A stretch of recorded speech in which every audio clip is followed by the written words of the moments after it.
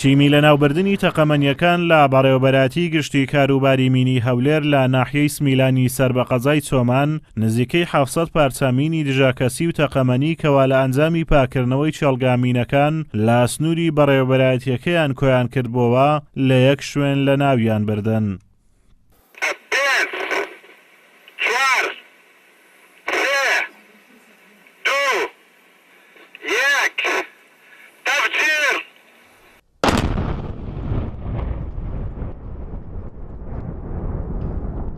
تیمی لەناوبردنی تەقەمەنیەکان لە بەڕێوەبەراتی گشتی کاروباری مینی هەولێر هەستا بە چاڵەچێکی جیا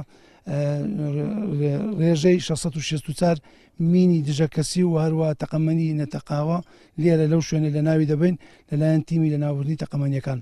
هەڵبەتە ئەو مینانەی کە ئەمڕۆ لەناو دەبرن ئەوانن کە ڕۆژانە تیمەکانی گەڕۆک کۆیان دەکەنەوە بە یەکجار لە ناویان دەبین ساڵانە بۆ ماوەی چەند جارێک. بەڵام ئەوانەی کە ڕۆژانە تیمەکانی خۆمان میلابەری دایان بینەوە ڕۆژ بەڕۆژ ئەوان لە ناو دەبرێ.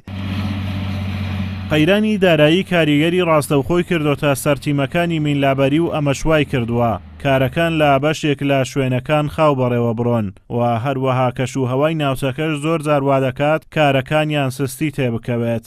لە ئەنجامی شەڕی عێراق ئێران لە ساڵانی هەشتای سەدەی ڕابردوو ناوچەیەکی زۆری دەڤەری باڵەکایەتی بەمین پیس بوون.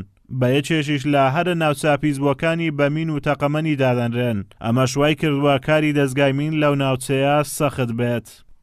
قەیرانی دارایی کاریگەری هەبووە لەسەر کار و چاڵاکیەکانی مینلابەری ئەویش بەوەی کە پێشتر بە دوو شێواز کارەکان ئەنجام دەدرا بە شێوەی ڕاستەخۆ کە تیمەکانی ئێمە بووە بە شێوەی تەندەراتیش بەڵام ئێستا شێوەی تەندەرات نەمایە بەنسبەت باڵەکایەتی تەبعاً ناوچەی باڵەکایەتی بە ڕێژەیەکی زۆر چڕ مین ڕێژکرا پێشتر ئەو ناوچەیە ئاوەدانی لێ نەما بووە لە ناو گوندەکان لە ئاوەدانی حتا لە سنتەری شاریش چێلگەی مین نزیک هەیە.